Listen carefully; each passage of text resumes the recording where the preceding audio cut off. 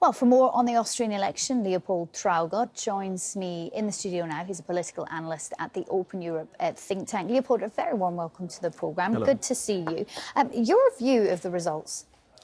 Well, they certainly didn't come as a surprise. The two main predictions we had on this election both came true. First of all, the Austrian People's Party, led by the young Sebastian Kurz, came in first with a clear majority. And secondly, the far-right Freedom Party also had a very strong showing, not being second, but third, directly behind the Social Democrats. What kind of coalition are we looking at? I know there's several potentials, but what do you think is going to happen? It is very difficult to say now, because so far none of the parties or its leaders have given any indication of what they actually want as a coalition afterwards. Most people expect a far-right coalition to emerge between the People's Party and the Freedom Party, which seems likely as there's a vast overlap on issues, particularly on immigration. It might also have to look at another coalition of the Conservatives with the Social Democrats, or even a coalition between Social Democrats and the far-right Freedom Party.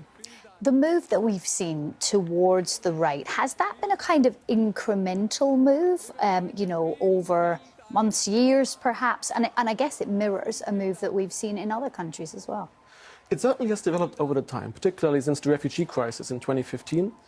In the time between that and today, the Freedom Party in the polls was first for a while, which led the other parties, particularly Conservatives, but also Social Democrats, to adapt their own agenda, their own rhetorics, to move to the right themselves. And now we see in electoral terms overall, the share of votes going to parties on the right of the centre increased by more than 12% compared to 2013. So it is clearly present. What about this idea, and we've seen it in other countries, haven't we, where, and we've seen it even around Brexit here in the UK, where there's not just an anti-immigration feeling, but there's also an anti-globalisation feeling, that it's safer to be smaller and inwards looking. Would you say there's something similar going on here too?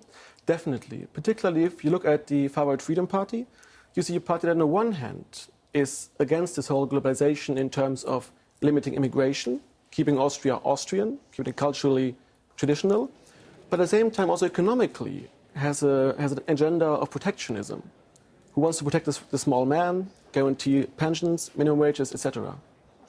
The man himself, 31 years old, what kind of personality did he cultivate throughout the election?